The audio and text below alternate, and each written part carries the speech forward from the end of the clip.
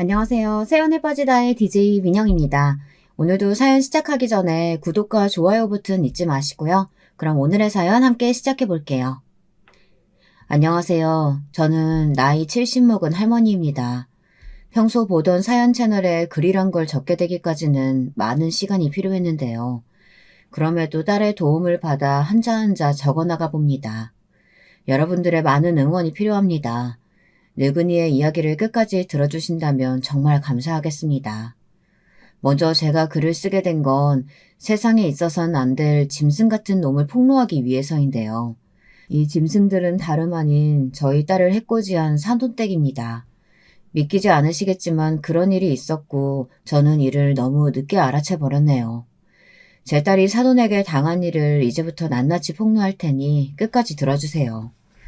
먼저 소중한 제 딸에 대한 이야기를 하자면 우리 둘째 미자는 제가 22살 시어머니에게 심한 시집살이를 당하고 있던 와중 태어난 아이였습니다. 미자는 태어날 때부터 몸이 잘 아픈 아이였는데요. 그래서 그런지 찡얼대기도 하고 우는 것도 잘하는 아이였습니다. 그 시절 저는 미자를 품에 안고 시어머니에게 혼나지 않으려고 애써 계속 달래줘야만 했죠. 제발 울지 마라 하면서요. 저희 시어머니는 저란 존재도 제 배에서 태어난 미자도 굉장히 마뜩찮게 생각하셨습니다. 그래서 조금만 잘못해도 호랑이 같은 언성을 내곤 했습니다. 그 이유는 오롯이 저에게 있었죠. 제가 첫째를 딸, 둘째도 미자, 딸을 낳았기 때문이었습니다. 가문을 이어나가야 할 핏줄을 낳아야 하는데 쓸데없는 기집애만 낳는다고 구박하곤 했습니다. 게다가 시어머니는 양장점을 하셨는데 시아버지가 술을 워낙에 좋아하시는 바람에 홀로 일하는 날이 많았고 가족의 생계를 꾸려나가시는 분이었습니다. 스트레스가 많으셨던 거죠. 그러니 집에 들어와 조금만 살림살이가 흐트러지거나 미자 울음소리가 들려도 버럭 소리를 지르셨어요. 저와 결혼했던 남편이란 사람은 시어머니를 막아줬어야 했음에도 불구하고 시아버지의 기운을 고스란히 물려받아 이런 집안일엔 관여하고 싶지 않다고 했고요. 저는 정말 그런 남편이 많이 미웠습니다. 이혼을 생각하고 싶었지만 이혼이라는 건 그 시대에 있을 수 없는 일이었고 전 그럴 수 없는 막막한 현실이 서글프기만 했어요. 그러던 어느 날엔 시어머니가 집에 돌아와 버럭 성을 내는데 시아버지와 남편은 허허실실 웃으며 술이나 주고받고 있고 문득 제 처지가 너무 초라하게 느껴졌습니다. 그런데 그때 우리 미자가 너무나 대쪽 같은 태도로 자기 할머니 앞에 나서는 겁니다. 그때 미자 나이가 6살밖에 되지 않았는데 어린아이라고 믿어지지 않을 만큼 목소리가 또랑또랑했습니다. 너는 내가 없을 때 집안 살림 똑바로 하라니까. 그것도 여태 안 하고 뭐 했던 거야? 그리고 미자 저개 집에는 왜 이렇게 철고 난리야? 할머니, 우리 엄마 그만 괴롭혀요. 뭐라고? 내가 언제 네 엄마 괴롭혔다고? 매일 엄마 괴롭히고 힘들게 하잖아요. 엄마도 우리 돌보느라 힘들어요. 그러니까 그만해요. 나 엄마 우는 거 싫다고요. 이놈의 기집애가 못하는 말이 없네? 기가 차서. 그간 지금까지 자기 하고 싶은 말이라면 다 했던 시어머니는 미자를 보더니 기가 찬지 실소를 터뜨리곤 아무 말도 못하셨어요. 옆에 있던 남편이나 시아버지 역시 마찬가지로 벙쪄서는 미자를 바라보았습니다. 미자는 그렇게 제 인생의 봄날을 열어준 아이였습니다. 부모에게는 자식이어도 의지하고 싶고 의지가 되는 그런 자식이 있다고 하잖아요. 미자가 딱 그런 애였습니다. 그 후로 시아버지가 중풍을 맞아 쓰러지시고 제가 변을 치우는 굳은 일을 해야 했을 때도 미자는 제 옆에서 힘이 되어주었습니다. 제 언니인 첫째와는 다르게 야무지고 똘똘하게 손을 눌려 대신 변도 받아주고 청소도 도와주곤 했어요. 사실 우리 첫째 딸아이 역시 저의 아픈 손가락이긴 한데요. 첫째 미영이는 어렸을 적 시어머니에게 너무 많은 구박을 받아서인지 언젠가부터 이 집이 싫다며 자기는 나가서 좋은 남자를 만나 시집을 가겠다고 하더라고요. 엄마, 말리지 마. 나는 이 집이 싫고 무조건 부잣집 남자 만나 나갈 거야. 나는 계집애라고 맨날 구박받는 것도 지겹고 얼른 탈출하고 싶어. 틈만 나면 제게 이런 말을 하곤 했던 아이였어요. 그러던 이 아이가 정말 20살이 되자마자 동네 떡집 아들과 눈이 맞아 갑자기 제 곁을 떠나겠다고 하더군요. 딸애가 바라는 것만큼의 부자 아들은 아니었지만 동네 떡집 아들 정도면 집에 재산도 좀 있겠다. 저는 허락을 해주었어요. 첫 아이라 시집 보내는 기분이 남다르긴 했지만 마음속으론 저 아이가 저렇게라도 이 집을 탈출해 나가는 것이 좋긴 했습니다. 그때까지도 저는 시댁살이를 하고 있었어요. 시아버지가 돌아가시고 혼자 되신 시어머니를 남편이 굳이 꼭 우리가 모셔야 한다고 주장했기 때문입니다. 이때 저는 처음으로 목소리를 내어 왜 꼭 우리가 그래야 하냐고 차남도 있고 다른 자식들도 있는데 말했지만 남편은 단칼에 잘라버렸습니다. 그러면서 저를 야박한 사람으로 몰아가더군요. 제가 당했던 시집살이의 서름이나 고단했던 점들은 죄다 깔아뭉개면서요. 참 서러웠습니다. 누구에게라도 하소연하고 싶었지만 첫째는 이미 시집가 잘 살고 있고 셋째 아들은 학교 졸업 후 동네 양아치 같은 놈들이랑 어슬렁거리며 사고치고 다니느라 집에 들어오고 있지 않았습니다. 연락을 해도 닿을 길이 없었고요. 셋째 아들은 안타깝게도 시어머니의 사랑을 너무 많이 받고 자라서인지 남을 배려하는 일이나 남의 마음을 헤아리는 일엔 원체 관심이 없었어요. 좋은 성정의 사람이 될 수 있는 아이였는데 시어머니가 대놓고 남녀차별을 하는 탓에 어릴 때부터 제 누나들을 무시하고 이어서 언젠가부터는 저를 무시했죠. 그러니 저도 셋째 아들에겐 별 기대가 없었습니다. 그런데 그런 상황 속에서 우리 둘째 미자가 그러더군요. 엄마, 언젠가 내가 엄마 데리고 나갈게. 엄마, 나랑 서울에서 살자. 뭐? 내가 아는 언니가 미용실 하는데 사람을 구한다네. 내가 다른 건 몰라도 손재주 하나는 좋잖아. 언니 따라 미용일 배우면 어디 가서 굶지 않고 살겠지 싶어. 그때 엄마도 같이 가자. 네가 아는 언니? 응. 엄만 나만 믿고 이건 아무한테도 말하지 말고 있어. 알았지? 미자는 친언니와 몇 번 연락을 하는 것 같더니 어느 날 저에게 떠날 날짜를 조용히 알려주었어요. 물론 이건 비밀이었죠. 집안에 아무도 모르는 비밀이요. 다만 엄마로서 조금 셋째 녀석이 마음에 걸리긴 해서 엄마와 누나가 떠날 거라는 사실을 조용히 일러주었습니다. 사는 게 힘들 땐 찾아오라는 말도 했고요. 하지만 그러던 어느 날 청천벽력 같은 사건이 생기고 말았습니다. 깊은 밤중 미자와 함께 떠나려던 날 어떻게 알았는지 시어머니가 불이 나게 들이닥치신 겁니다. 그날은 시어머니가 동네분의 집에서 주무시고 온다고 하는 날이었기에 편하게 준비하고 떠날 수 있는 날이었는데 시어머니의 등장에 너무 놀라 가방을 떨어뜨렸어요. 시어머니는 저를 보자마자 대뜸 손을 들어 짝소리나게 뺨을 치셨고 그 다음부턴 떨어진 가방으로 저를 후지려 패기 시작했습니다. 미자가 울며 불며 말려봤자 시어머니의 꼬장꼬장한 기세는 당해낼 수가 없었어요. 그리고 그 옆에 아들이 멍한 얼굴로 이 상황을 바라보고 있었어요. 그제야 아들이 제가 그토록 비밀이라고 일렀던 것을 시어머니에게 말했다는 사실을 깨달았습니다. 도대체 아들은 무슨 생각으로 이 일을 말했던 것일까요? 시어머니는 온갖 험한 말로 저를 한 번 더 사지에 몰아넣었습니다. 어머니, 내 이년? 너는 사람도 아닌 짐승이다. 이 금수맛도 못한 년 같으니라고? 감히 혼자 살겠다고 여길 떠나려고 해? 네 남편이랑 날 버리려고 해? 너는 천하에 죽일 년이야. 너 같은 년을 내 며느리 삼고 지난 세월 떠받들어온 세월이 아깝다 아까워. 내 짐승이 너를 쫓아냈어야 하는데 달랑 아들 하나 넣어놓고 뻔뻔하게 얼굴 들이밀던 네 년 처지가 불쌍해서 참아줬거늘. 아이고, 은혜를 이렇게 갚아? 어머님 아파요. 그만하세요. 제발 그만 때리시라고요. 에이, 너는 더 맞아야 돼. 시어머니는 다혈질에 한번 눈이 돌면 무슨 일이든 하는 사람이었습니다. 갑자기 마당에 있는 차도를 집어들더니 그걸로 제 얼굴이며 등이며 찍어내리더군요. 너무 아파 비명을 지를 새도 없이 쓰러졌는데 피가 쏟아지는 와중에도 시어머니는 멈추지 않았습니다. 그런데 그 순간 우리 둘째 미자가 벌떡 일어나 시어머니를 거칠게 밀어내곤 말하더라고요. 미자 역시 차돌에 맞아 몰골이 엉망이었지만 미자의 목소리만큼은 또렷했습니다. 엄마가 뭘 그렇게 잘못했다고요. 우리 엄마, 할머니, 할아버진 병수발 다 들고 아버지 바람까지 참아주며 사신 분이에요. 엄마 같은 분이 어디 있어요? 나는 이제 할머니도 징그러워요. 사람같이 느껴지지 않는다고요. 그만 엄마랑 저 보내주세요. 그리고 다신 연락하지 마세요. 오늘부터 할머니는 저랑 엄마랑 인연 끊고 사는 거예요. 미자는 무서워 몸을 떨면서도 자기 할 말을 다 하더니 끝끝내 제 손을 잡고 달리기 시작했습니다. 시골 마을이었기에 달려도 캄캄한 밤과 논두렁이 전부였지만 저와 미자는 숨도 제대로 쉬지 않고 달리었던 것 같습니다. 저나 미자 둘 다 아마 여기서 지금 나가지 못하면 영영 못 나갈 거라는 어떤 두려움이 있었던 것 같습니다. 그랬기에 1시간 동안 달리고 또 달리며 마을을 완전히 벗어났죠. 그렇게 미자와 저는 험난한 고생을 겪으며 서울로 올라왔습니다.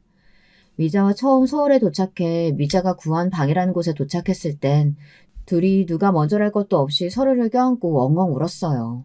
우리 모녀에게 있어선 지옥에서의 해방이었지만 그 해방에 이르는 과정이 너무나 험난하고 힘들었기에 눈물부터 난 것 같습니다. 아무쪼록 미자와 시작한 서울살이는 힘들었지만 나름 행복했어요. 처음으로 남편도 시어머니도 없는 생활이었지만 나이 40 넘어 이제야 자유를 찾은 기분이었달까요. 미자는 제게 말했듯 아는 언니의 미용실에서 일을 시작했고 저는 동네 식당의 주방 일을 시작했습니다. 하루 종일 서서 사모님 눈치를 보며 설거지하는 일은 힘들긴 했지만 그래도 그곳 서울은 미자에게나 저에게나 세상 어느 곳보다 아늑한 공간이었습니다. 또 미자와 제가 돈을 아껴 살았기 때문에 우리는 금방 돈을 모을 수 있었어요. 예전에 남편 밑에서 살았을 땐 그저 남편이 갖다 주는 돈으로만 생활하느라 제 돈이랄 게 전혀 없었는데 처음으로 제 돈이라는 게 생기고 그것을 실제로 만져보는 일은 정말 설레고 힘이 나는 일이었습니다. 쌓여가는 통장 잔고를 보는 일은 제게 있어 그 무엇보다 값진 보상이었죠. 이걸로 우리 미자 결혼할 때 몇 푼이라도 보태줘야겠다 싶은 마음으로 저는 한 푼이라도 모으고자 덜 입고 덜 쓰며 악착같이 일하고 모았습니다. 그걸 지켜보던 옆집 아줌마는 혀를 찰 정도였죠. 아이고, 딸내미 시집 갈 때 뭐 얼마나 해주려고 그렇게 악착같이 살아. 옷도 사 입고 새 물건도 사 쓰고 그러지. 저번에 보니까 의류 수거하면서 옷 가져가던데 자꾸 헌옷만 입는 게 안타까워서 그래. 나이가 아주 많은 것도 아닌데. 아니에요. 저야 이미 좋은 시절 다 간 사람인데요, 뭐. 전 우리 미자만 행복하면 돼요. 그나저나 미자가 좋은 사람 만났으면 좋겠는데. 아주머니 혹시 주변에 괜찮은 청년 없어요? 청년? 글쎄, 있으면 소개시켜줄게. 근데 지금은 생각나는 사람이 없네. 저는 그 무엇보다 미자가 제 언니처럼 돈 많은 남자를 만나 하루라도 빨리 편안하게 살았으면 싶었습니다.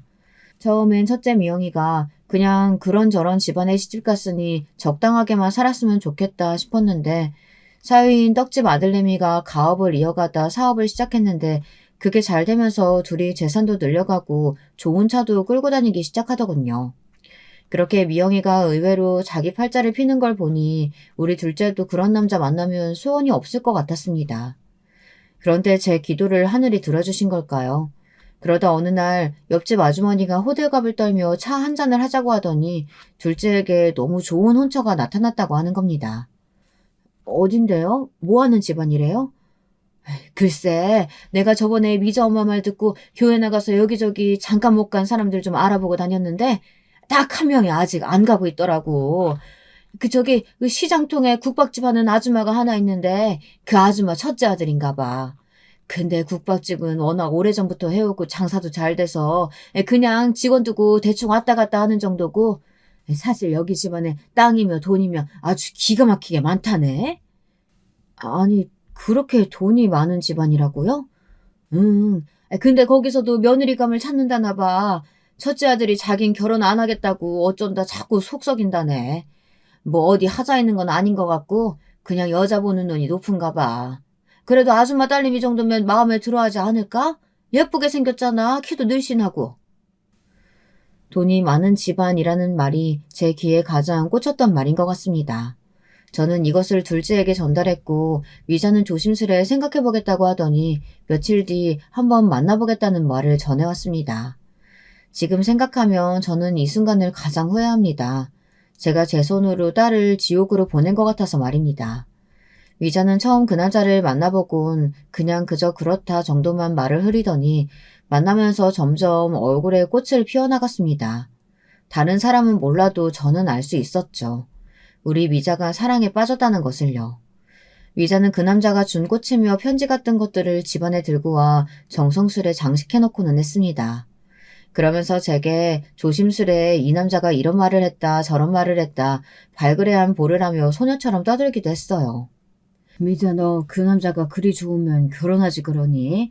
엄마한테도 한번 보여주고 엄마도 궁금해 네가 좋다는 남자가 어떤 남잔지.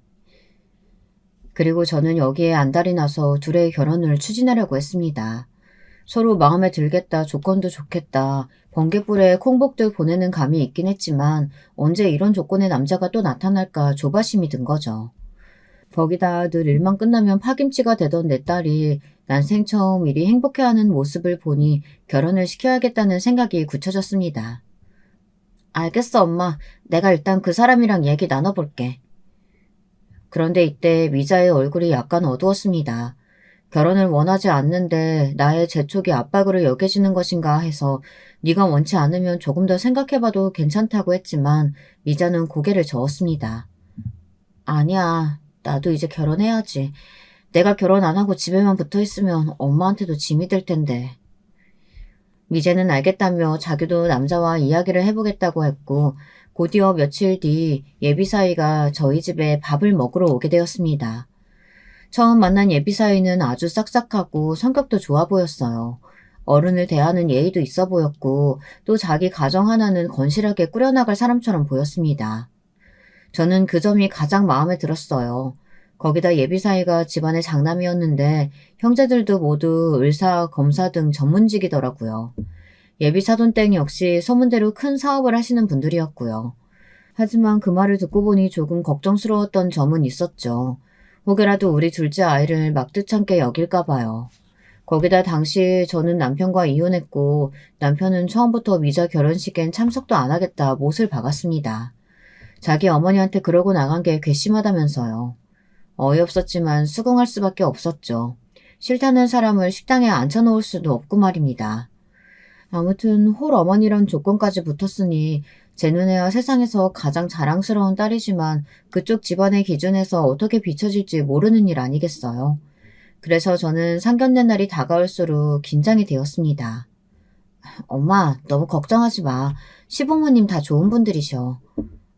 그건 아는데 그래도 엄마는 걱정되지. 엄마도 시집살이를 겪어봤으니까. 엄마, 오늘 옷 괜찮니?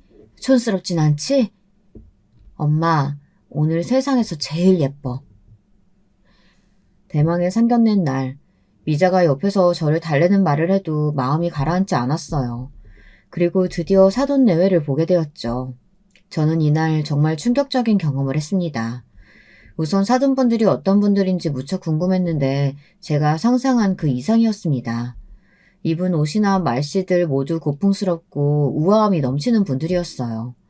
그러다 혼수 이야기가 나왔는데 이때 안사돈의 말이 굉장히 마음에 걸렸습니다. 마치 저희의 처지를 비우는 말이었거든요. 근데 저희 집에서 집을 해갈 테니 혼수는 여자 쪽에서 준비하는 게 맞을 듯 싶은데 어떻게 생각하세요? 네, 괜찮습니다. 정말 괜찮으세요? 혹시나 여력 안 되시면 말씀하셔도 됩니다. 저희도 사는 수준 다 아는데 부담드리고 싶지 않아서요. 사는 수준이요? 그게 무슨 말인지. 제가 오래전부터 딸아이 결혼자금 명목으로 돈을 모아놨어요. 그리 큰 돈은 아니지만 딸아이에게 들은 액수 정도라면 저희가 해갈 수 있을 것 같은데요. 그래요? 예상 외네요. 네, 뭐 그러시다면 저희도 편한 마음으로 받을게요. 그런데 불쾌한 일은 여기서 끝나지 않았어요. 상견례장에서 코스 요리로 소고기가 나왔는데 안 싸더니 이러더군요. 근데 혹시 이런 거 드셔본 적 많으시죠? 네? 저는 소고기를 별로 안 좋아해서요. 고기 종류 자체를 잘 안 먹는 편이에요. 저희 딸애도 그렇고요. 그래요? 비싸서 못 드셨던 건 아니고요? 네? 아니에요. 농담입니다, 농담. 농담이라기엔 정말 기분이 묘해지는 농담이었죠. 거기다 이상하고 기분 나쁜 일이 한 가지 더 있었습니다. 딸아이의 신우가 될 사람도 함께 자리에 있었는데 저와 사돈댁이 말하는 와중에 계속해서 자리를 비우더라고요. 알고 보니 담배를 피우고 오는 거였습니다. 화장실을 가는 줄로만 알고 있었는데 제 옆을 스치면서 알싸한 담배 향이 풍겨져 나오더라고요. 물론 담배 피는 건 이해할 수 있었지만 상견례라는 중요한 자리에서 계속해서 자리를 비우며 담배를 피러 나갔다 오는 건 조금 실례이지 않나 싶었죠. 그래도 모르는 척하고 있었는데 갑자기 이런 말을 하며 산통을 깨더군요.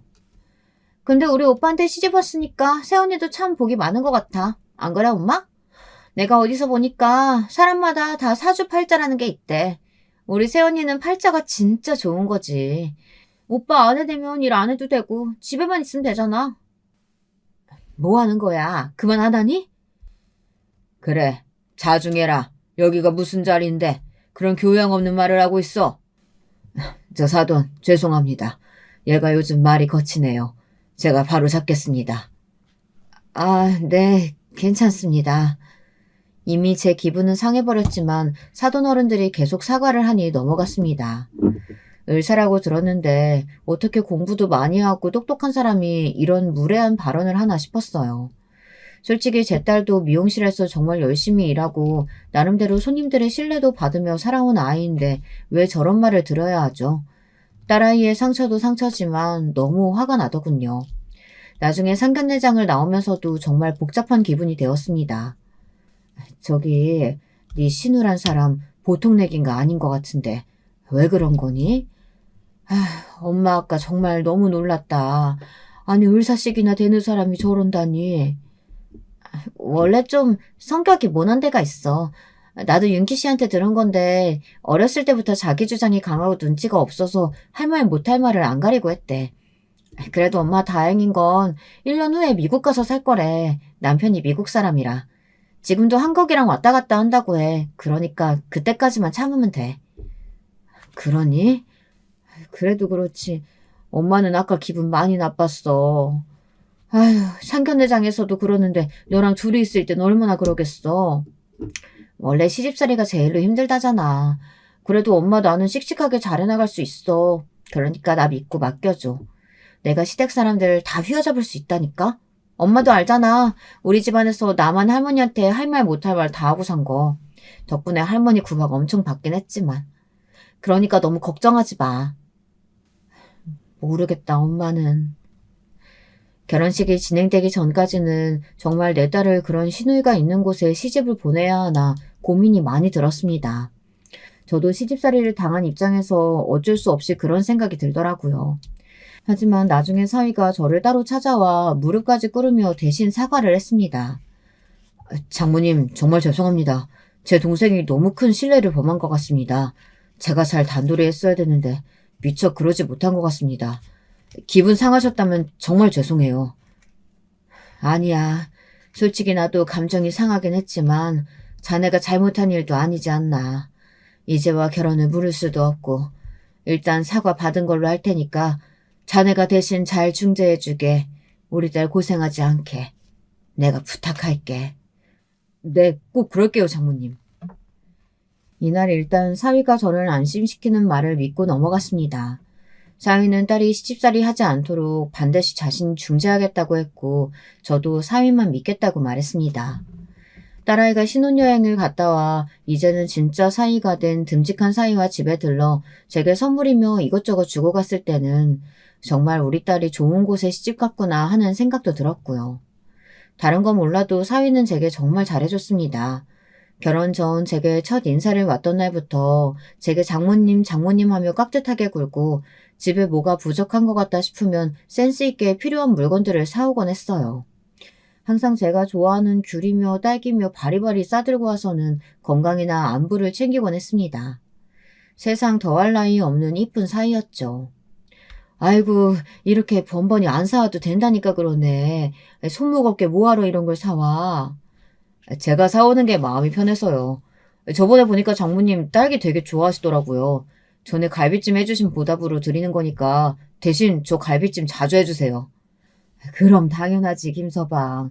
내가 자네 원하는 갈비찜 정도는 언제든 해줄게. 딸아이 역시 옆에서 일을 보며 저에게 아들이 또 하나 생긴 거 아니냐며 흐뭇해했어요. 그러다 몇 달 후 곧이어 딸아이가 너무나 기쁜 소식을 전해오며 완전히 마음이 놓여졌습니다. 엄마, 나 임신했어. 나도 이렇게 빨리 임신이 될 줄 몰랐는데 아무래도 신혼여행 가서 생긴 것 같아. 내 안에 생명이 있다는 게 너무 신기한 거 있지? 얼른 이쁜 손주 안겨드릴게요. 아이고 세상에, 이게 무슨 경사니?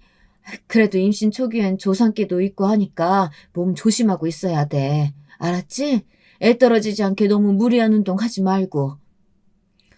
저는 딸아이의 임신도 기뻤지만 혹시나 임신 초기에 있을 조산도 걱정했습니다. 저 젊었을 적에는 주변에 그렇게 애 떨어진 여자들이 몇몇 있었거든요. 다행히 딸아이는 임신 초기를 지나 중기까지 무탈하게 흘러가는 것 같았습니다. 그제야 저도 마음을 완전히 놓았고요. 딸아이가 입덧이 별로 없어 다행히 먹고 싶은 음식들을 마음껏 해 신혼집으로 나르는 게 제 삶의 낙이었습니다. 딸아이는 임신한 동안 저와 비슷하게 고기를 좋아했는데요. 그래서 저는 일을 끝내고 돌아오면 꼭 정육점에 들러 딸아이가 좋아하는 제육볶음이나 삼계탕, 갈비찜 하는 것들을 뚝딱뚝딱 만들어내곤 했죠. 엄마, 나 엄마가 해주는 음식들 먹으니까 너무 살 것 같아. 왜? 김서방이 뭐 안 사줘? 아니, 그 사람도 사주지. 근데 엄마 음식이 내 입엔 제일 잘 맞아. 내가 한 음식은 어딘지 모르게 밍밍하고 맛도 없고 엄마 음식 못 썼으면 어쩔 뻔했을까 몰라. 고마워, 엄마. 딸아이는 이러다 살이 잔뜩 쪄 출산 후 어떻게 살을 빼야 할지 모르겠다고 푸념을 늘어놓곤 했어요. 전 딸아이가 먹는 모습을 보며 흐뭇해하곤 했고요. 그게 저의 주말 일과였습니다. 그런데 그러던 어느 날 너무 끔찍한 일을 맞이하게 된 거예요.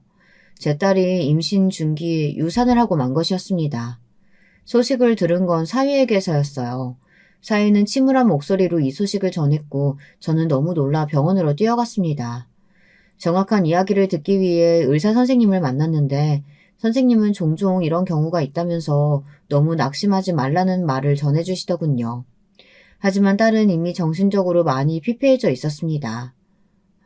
태동이 안 들려서 병원에 갔는데 세상에 이런 일이 있을 줄은 몰랐어. 엄마, 나 어딘가 마음이 너무 허해. 일단 대학병원 가서 아이부터 밖으로 빼내야 한대.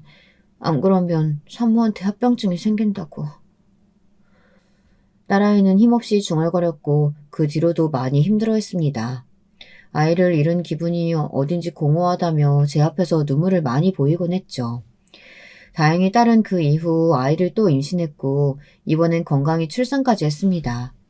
딸아이가 첫 아이를 출산하고서 엄마 생각이 많이 난다며 너무 고맙고 미안하다는 말을 전하는데 저까지도 감격스러워서 눈물이 났어요. 갓난아이였던 딸이 어느새 어른이 되어 자식까지 낳는 엄마가 되었다니 참 시간 흘러가는 속도가 제 생각보다 빠르다는 걸 느꼈습니다. 딸아이는 남자아이를 출산했는데 시부모님이 남자라서 더 좋아하는 것 같다며 잘해주신다고 했습니다. 저도 그 말에 조금 안심이 들었고요. 제가 딸을 낳아 시집살이를 고되게 했기 때문에 딸만큼은 결코 그런 일로 구박받지 않았으면 했거든요. 하지만 그러면서도 딸에게 이렇게 말했던 것 같습니다. 시부모님이 잘해주신다니까 다행이네. 근데 엄마는 우리 손주가 여자라도 좋아. 엄마 돼야 남녀차별이 있었지. 손주라면 여자든 남자든 다 상관없이 예쁘다. 엄마, 나 안 낳고 보니 딸이고 아들이고 뭐가 중요한가 싶어. 내 자식인데 다 예뻐. 그나저나 엄마가 그런 말도 안 되는 이유로 시집살이 당했던 거 지금 생각해도 화나. 우리가 그때 빠져나오지 않았더라면. 딸아이는 말끝을 흘렸습니다. 그 이후 저는 남편과 이혼 도장을 찍고 연락을 하지 않았고 첫째 딸아이와 막내 아들만 간간히 연락을 하고 있었습니다. 막내 아들은 한 번씩 연락할 때마다 돈 달라는 부탁만 했기 때문에 야속하기도 했고요. 그럼에도 어찌되었건 제가 가장 사랑하는 우리 딸 미자가 행복해하는 모습을 보면 제 시름도 걱정도 사라지는 듯 했습니다. 그러던 어느 날 정말 충격적인 경험을 하고야 말았습니다. 제 모든 예상을 뒤엎는 경험이었어요. 제가 반찬을 만들어 딸네 집으로 향하는 길이었는데 사위의 모습이 보이더군요. 기쁜 마음에 사위를 부를까 하다 일단 손을 흔들었는데 저를 보지 못했기에 가까이 다가갔습니다. 그런데 혼자가 아니더군요. 젊은 여자의 목소리가 들렸어요. 오빠, 와이프한테 안 들어가 봐도 돼? 오늘 외박한다고 했어. 오늘 우리 둘이야. 진짜? 웬일이야? 역시 우리 오빠 박력 터진다니까?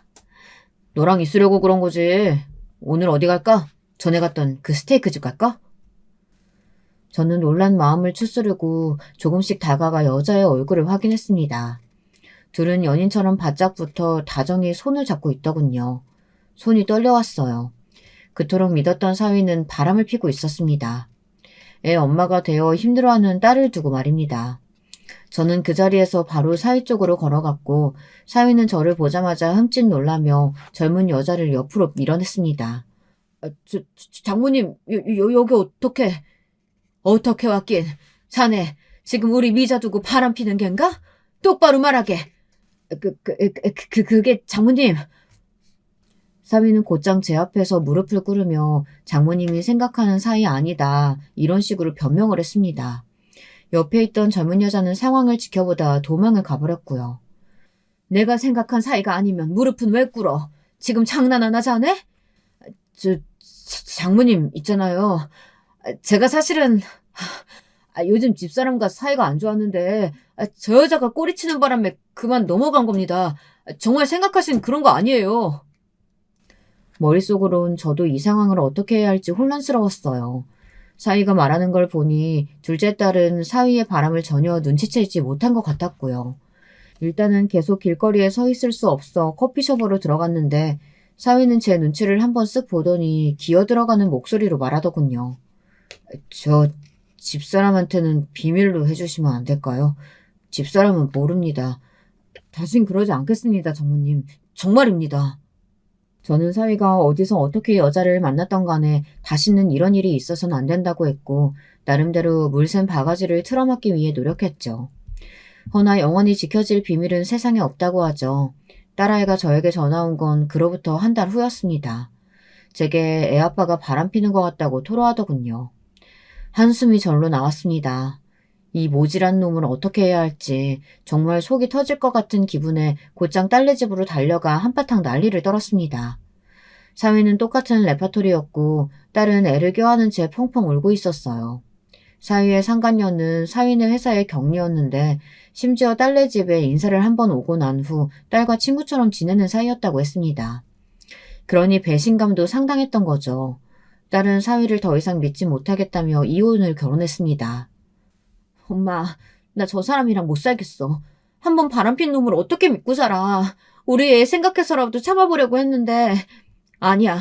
우리 애한테 저런 아빠 만들어주고 싶지 않아.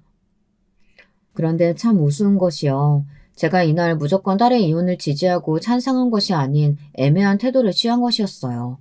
저도 사위가 개차반이고 딸이 불행할 거란 사실도 알고 있었지만 그 순간 바닥을 기며 앵앵대는 손주가 너무 불쌍한 겁니다. 아빠 없이 자랄 손주가요. 그러니 원하는 대로 해라 라고만 말하고 딸네 집에 나와버렸어요. 딸은 그 이후 이혼을 선택할 것 같았지만 막상 그러지 않았습니다. 슬프게도 저와 같은 이유였습니다.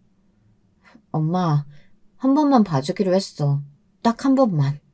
결의가 느껴지는 딸의 말이 얼마나 속상했는지 모릅니다. 둘이 다시 그대로 산다는 소식을 듣고선 얼마나 사위를 야단치고 어르고 달래고 온갖 짓거리를 했는지 모릅니다. 제발 마음 잡고 살아달라고 눈물로 빌기도 했어요.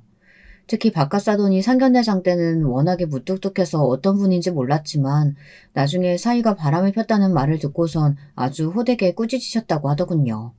한 번만 더 바람을 피우고 싸돌아다니면 호적에서 파버릴 거라는 말씀까지 하셨다고 해요. 그 말에 사위가 제대로 겁을 먹었고요. 바깥사돈은 제게 따로 전화까지 해 폐를 끼쳐 죄송합니다. 자식 교육을 잘못 시킨 제 탓입니다. 이런 짧은 말씀을 전하기도 하셨습니다. 안사돈께서는 아무런 연락이 없었지만요. 마치 남자라면 다들 한 번쯤 바람피는 게 당연하다는 식의 꼿꼿한 태도였습니다. 기분 나빴지만 그 집에 경우 있는 양반이 한 사람이라도 있다는 것이 다행이다 싶었어요. 다행히 딸내에서 5년간 안 좋은 소식이 들리지 않았고 둘째 손녀까지 출산하여 그럭저럭 잘 살아가는 것 같았습니다. 저는 당시 막내 아들이 사고를 치는 바람에 그 사고를 뒷수습하고 다니느라 정신이 없어 딸내에는 큰 신경을 써주지 못했고요. 다름 아닌 이 녀석이 어디다 돈을 투자했다 그게 잘못되는 바람에 경찰서를 왔다 갔다 해야 했습니다. 그런데 변호사를 선임하는 과정에서 돈이 나가야 했거든요. 아들은 당연히 그 돈을 충당할 여력이 없으니 제가 해주어야 했죠. 노후 자금으로 모으고 있던 돈은 그렇게 자식에게 다 가버리고 말았답니다. 엄마, 미안해. 내가 언젠가 반드시 꼭 성공해서 갚을게. 고마워. 그리고 작은 누나한테도 미안하다고 전해줘. 내가 작은 누나한테 돈 여러 번 빌렸거든. 그리고 이날 저는 몰랐던 사실을 알게 되었습니다. 바로 막내놈이 우리 둘째 미자에게 돈을 여러 번 빌렸다는 사실을요. 그 순간 이놈이 어찌나 얄밉고 밉상스럽던지 가뜩이나 힘들게 살고 있는 딸에게 저 몰래 돈을 빌렸다고 하니 한 대 패주고 싶은 심정이었습니다. 또 미자가 저에게 한 번도 그 부분을 말하지 않았다는 것이 엄마 입장에선 안쓰럽고 그렇더군요. 나중에 미자에게 말하니 미자는 웃으며 말했습니다. 아이, 엄마, 별거 아닌데 뭐. 큰 돈도 아니었어. 동생이 빌려달라는데 그럼 어떻게 외면해. 너무 그러지 마. 내가 빌려주고 싶어서 그런 거니까. 그래도 혹시나 사돈 떼기 하시면. 아니야. 어머님은 아셔도 아무 말 안 하셔. 좋은 분이야. 우리 착한 미자는 그런 식으로 또 무마하더군요. 그런데 그러던 어느 날 충격적인 사건이 일어났습니다. 운명처럼 딸아이 신우란 사람과 안싸돈이 나눈 뒷이야기를 듣게 된 겁니다. 사실 그렇게 만나게 된 것도 어찌 보면 기막힌 우연이라 할 수 있는데요. 그날은 제가 백화점에서 청소하는 일을 구해 일을 하게 된 첫날이었어요.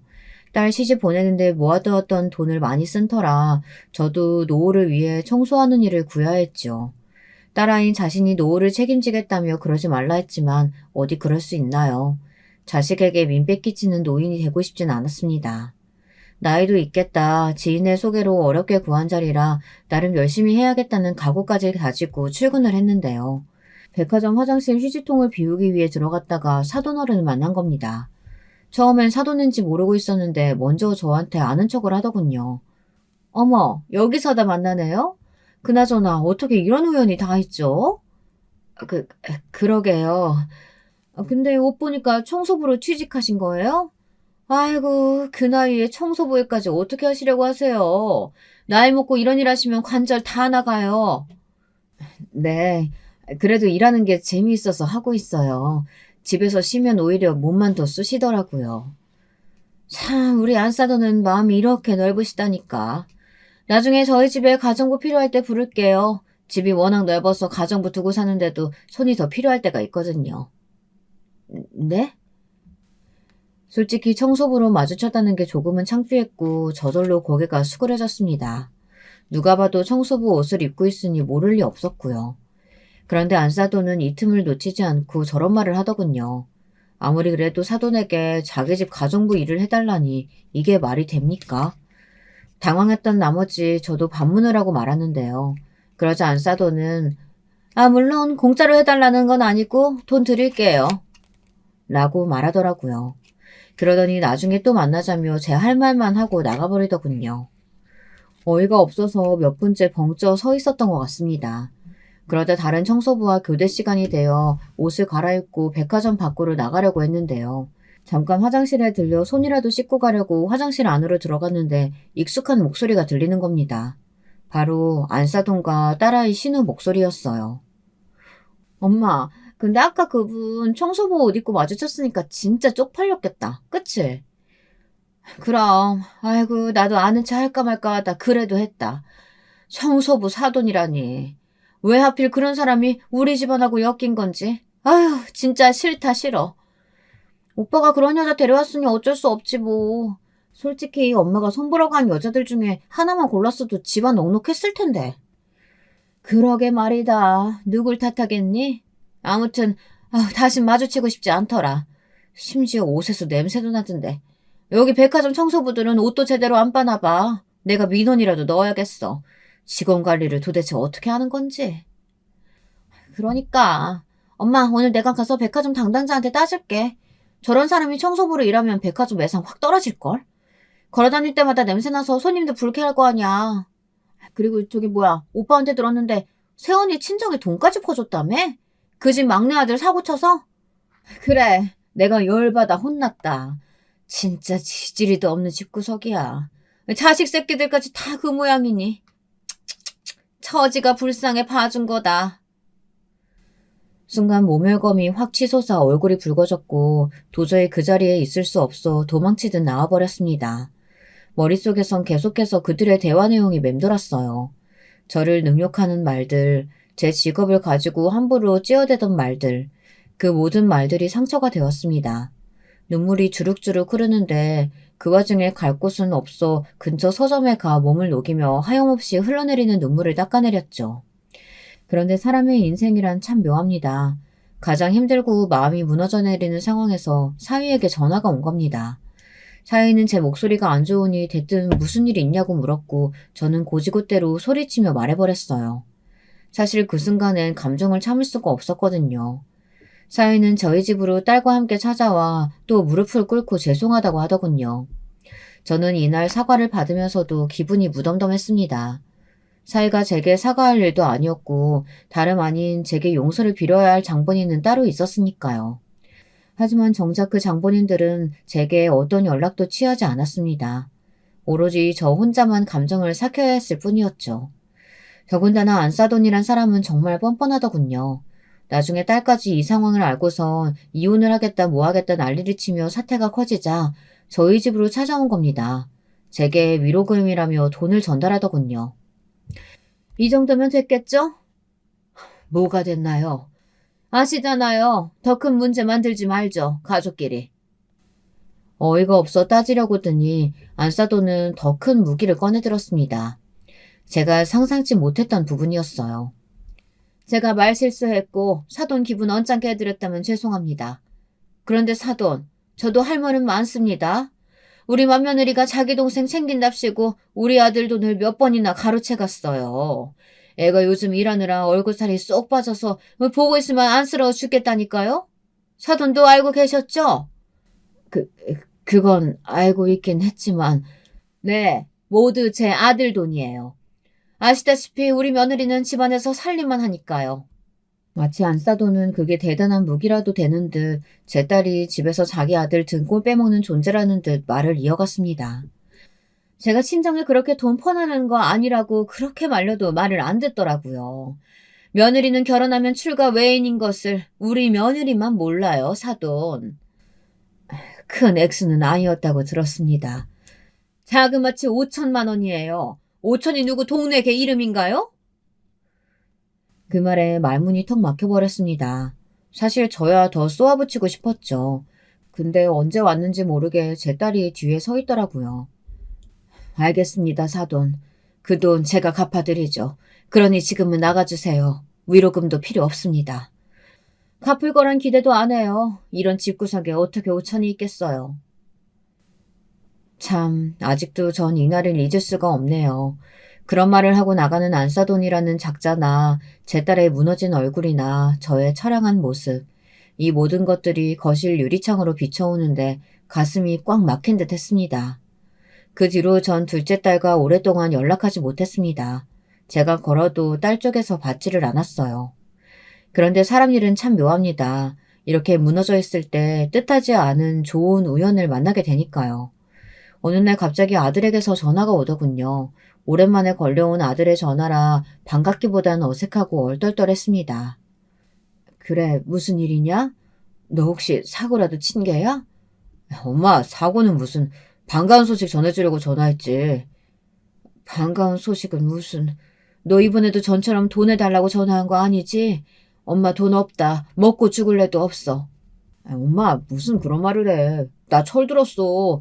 이번엔 정말 그런 거 아니고 내가 엄마한테 줄 게 있어서 그래. 엄마 집으로 갈 테니까 나 좋아하는 김치찌개 해줘. 아들은 역시나 아들이었습니다. 갑자기 생뚱맞게 저에게 줄 게 있다고 하더니 전화를 툭 끊어버리더라고요. 무슨 일인가 하여 나갔더니 아들은 정말로 두툼한 돈봉투와 함께 통장 하나를 건넸습니다. 눈이 안 좋아 작은 글씨는 잘 보이지 않았지만 액수는 억이 넘어갔습니다. 이게 어떻게 된 일인지 하여 물었더니 아들은 이번에야말로 투자 사업이 성공했고 큰 돈을 벌여들였다고 하더군요. 안정화되기까진 말을 아끼고 있었고요. 누나에게도 보답하고 싶다면서 누나 몫까지 따로 전달해주고 싶은데 누나가 연락이 안 된다고 하더라고요. 그제야 저도 작은 딸내와 연락이 닿은 게 아주 오래전이라는 게 상기되었습니다. 예전엔 어린 손녀딸도 봐주고 곧잘 놀아주었는데 말이죠. 아들을 만나고 난 후 저는 제가 먼저 딸에게 연락했습니다. 그리고 손녀딸을 보고 싶단 핑계로 집으로 오라고 했죠. 오랜만에 본 딸은 어딘지 사람이 넋이 나가 있는 것 같아 보였습니다. 하지만 그 부분에 대해서 말을 피하려 하길래 손녀딸만 몇 번 놀아주고 말았습니다. 그런데 언젠가부터 손녀딸이 저만 보면 자꾸 이상한 말을 하는 겁니다. 할머니, 엄마가 매일 아파해. 어? 어린 손녀는 저만 보면 계속 딸이 아프다는 말을 했어요. 제가 보기엔 딸이 어디 아픈 것 같지 않은데 말이죠. 혹시 건강상에 문제가 있나 하여 물어보니 그런 건 결코 없다고 말했습니다. 하지만 사람의 감이란 것이 무섭죠. 제 머릿속에 문득 한 사람이 스쳐 지나가더군요. 딸이 핸드폰에 시어머니라는 글자만 봐도 몸을 자동으로 떤다든지 하는 그런 반응 등이 걸렸습니다. 네, 바로 안사돈이요. 저도 모르게 갑자기 무섭게 몸을 일으켰고 저는 사위에게 위치를 물어 사돈댁을 찾아갔습니다. 무슨 일인지 모르겠지만 일단 알아는 봐야겠다 싶었어요. 그리고 저는 거기서 보면 안 될 것을 보고 말았죠. 사돈댁의 문을 열자마자 안사돈이 제 딸의 머리채를 잡고 있더군요. 딸애는 비명을 지르며 제발 놔달라고 소리를 치고 있었고요. 그 순간 딸애의 눈물 자국이 눈에 선연히 들어왔습니다. 사돈이란 여잔 가정부가 하는 말도 못 듣고 딸애에게 소리를 버럭버럭 지르고 있었습니다. 야, 이년아, 너는 시녀야. 내 아들 시녀라고. 시녀 주제에 내존할 것이지. 어디서 애 둘 낳았다고 유세 부리고 지랄이야. 야, 너 아직도 내 아들 한 번 바람핀 거 가지고 지랄 떠니? 네가 잘했어. 봐, 내 아들이 그랬겠어? 저는 곧장 달려가 있는 힘껏 내리쳤습니다. 그리고 무슨 일이 일어났는진 기억이 드문드문 납니다. 나이 70에 무슨 힘이 그리 있었겠냐마는 안사도는 제게 뺨을 맞고 그대로 쓰러져 버렸고 저는 딸애를 끌고 나왔습니다. 그러고 나서 모든 절말을 알게 되었어요. 딸애는 지금까지 엄청나게 무수한 가학적인 행위들을 당해왔었습니다. 사위란 놈은 계속해서 바람을 피워댔고 딸아이가 시어머니에게 사위의 그런 행동을 막아달라 하면 저런 식으로 머리채를 잡았다고 합니다. 이 외에도 시어머니는 분수도 모르고 날뛰는 자기가 싫다며 청소부 딸년이란 말을 하며 머리채를 잡았다고 해요. 나중엔 시어머니가 너무 무서워 도망칠 의지도 잃었다고 합니다. 그 말을 듣는데 몸이 부서질 듯 아파오더군요. 제가 겪었던 일, 아니 그보다 더 심한 일을 딸아이가 또 겪고 있는 것이니까요. 저는 바로 딸아이가 지금까지 모아놓았던 증거를 바탕으로 법적 소송을 걸었고 최고의 변호사를 선임했습니다. 막내 아들이 흔쾌히 도와주었고요. 미자야, 엄마는 있잖아. 신이 있다면 반드시 그 못된 짐승 같은 놈들 반드시 벌받게 해줄 거라고 생각해. 정말이야. 엄마, 고마워. 엄마 없었으면 어쩔 뻔했는지. 엄마한테 너무 고맙고 미안해. 정말 다행스럽게도 하늘은 저희 편을 들어주셨습니다. 가학적인 행위를 일삼았던 사도는 법적 처벌을 무겁게 받았고 이혼 소송에서도 위자료를 받았습니다. 물론 딸아이의 정신적 피해 보상이 되기에는 너무나 작은 액수지만요. 요즘은 딸아이의 정신 건강을 위해 막내 아들이 준 돈으로 전원주택을 사서 그곳에 들어가 살고 있습니다. 부디 딸아이가 완쾌하길 바랄 뿐입니다. 또 우리 손주들 역시 마음의 상처를 잘 극복하길 바랍니다.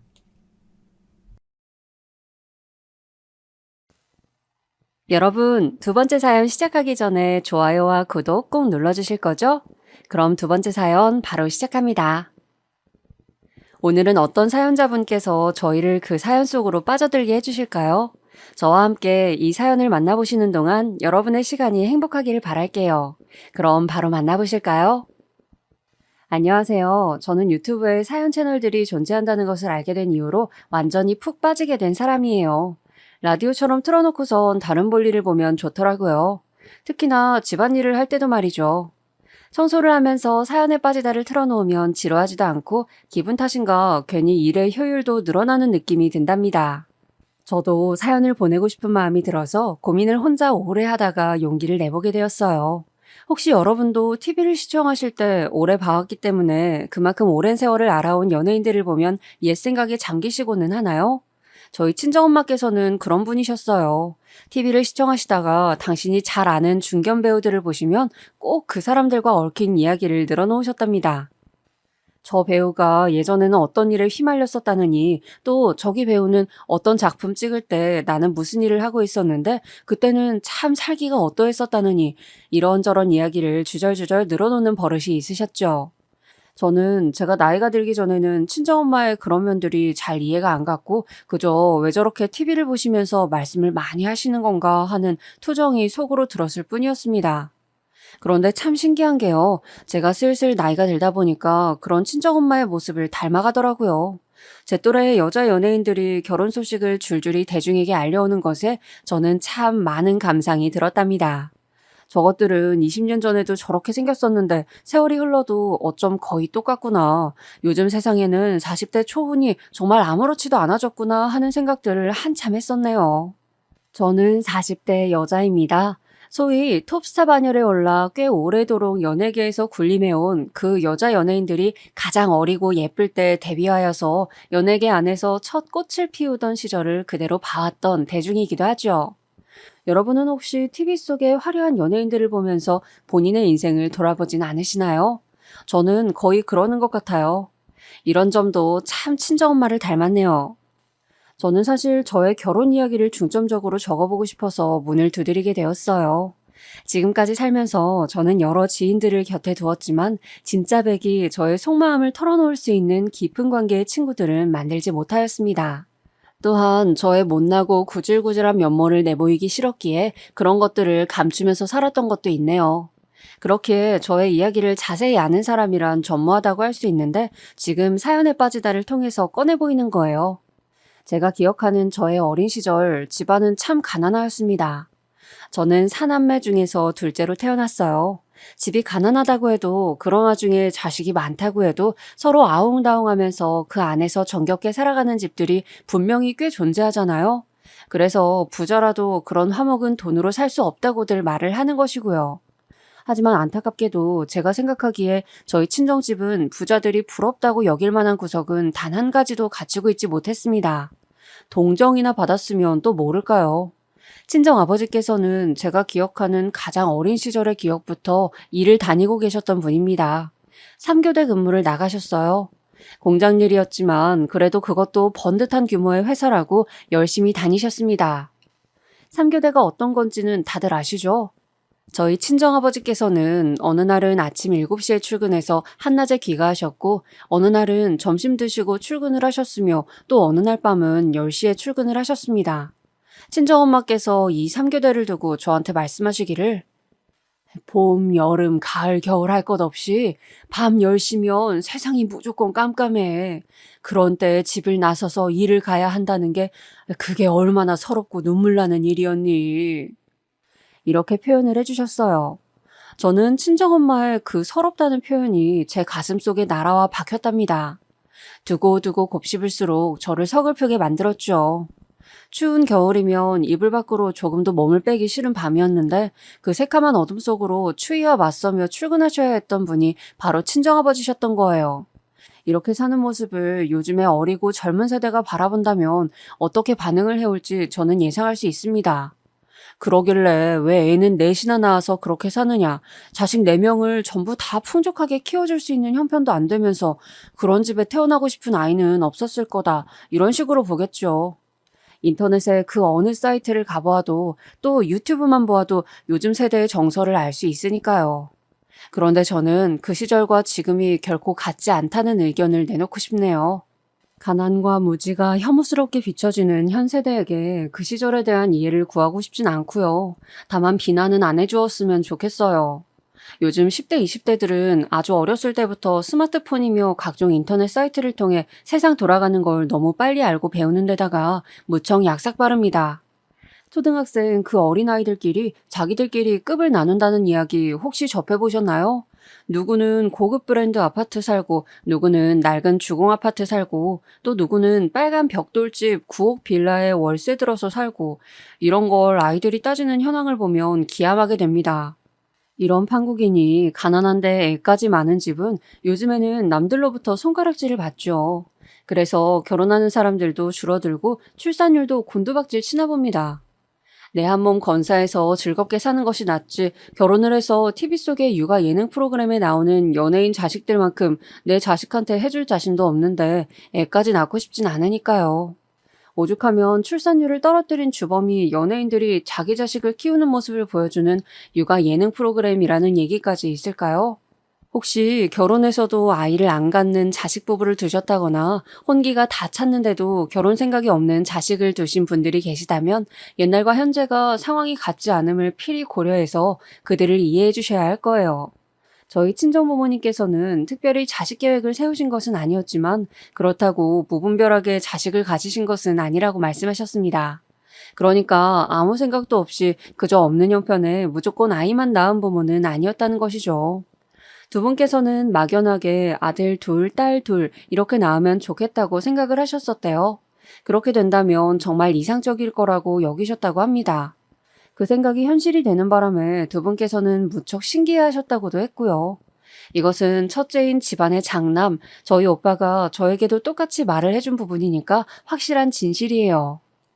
친가와 외가 모두 형편이 썩 좋지 못했는데 특히 친가는 가족들끼리 사이가 안 좋았습니다. 외가는 집안 사정 때문에 식구들이 한때 뿔뿔이 흩어져서 살았어야만 했다고 하고요. 그렇기 때문일까요? 저희 친정부모님께서는 단란하고 화목한 가정을 꾸리는 것에 무척 뜻이 강하셨대요. 서로를 닮은 자식들을 낳아서 사랑으로 보듬어주고 잘 키워주고 싶다는 열망이 크셨던 것입니다. 첫째 아들, 둘째 딸, 셋째 딸, 넷째 아들 이렇게 4남매가 태어났습니다. 친정아버지께서는 저희 남매들을 위해 한파주의보가 내려 세상이 꽁꽁 얼었던 겨울에도 그 늦은 밤에 어둠과 추위를 가르며 출근을 하셨어요.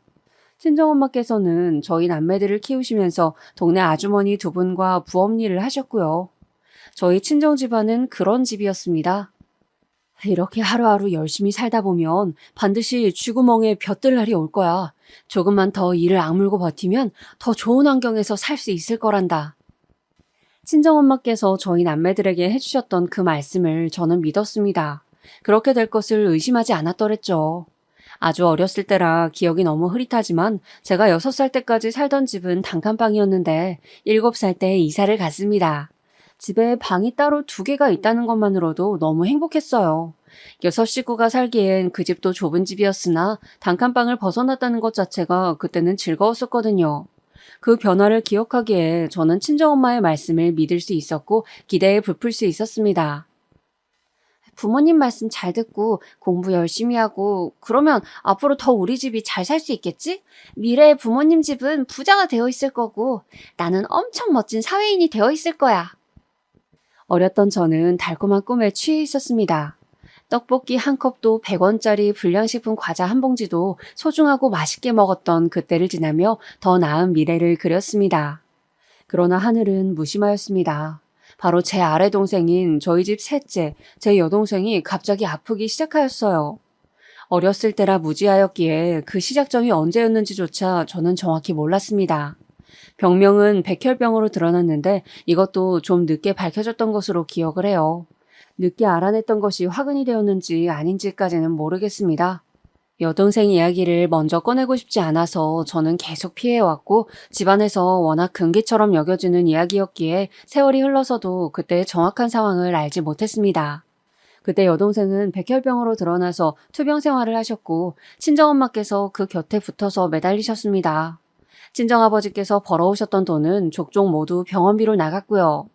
3교대를 하시던 친정아버지의 일정이 너무 헷갈려서 제가 밥을 안 차려도 되는 때에 차리기도 했었고 일을 나가시는 줄도 모르고 아무것도 안 했는데 친정아버지께서 출근 준비를 하시길래 깜짝 놀라서 아연실색을 했던 적도 있었습니다. 지금 돌아보면 우습고도 가슴 아픈 추억이네요. 어린 집안의 막내, 남동생을 오롯이 챙겨야 하는 것도 저의 몫이었죠.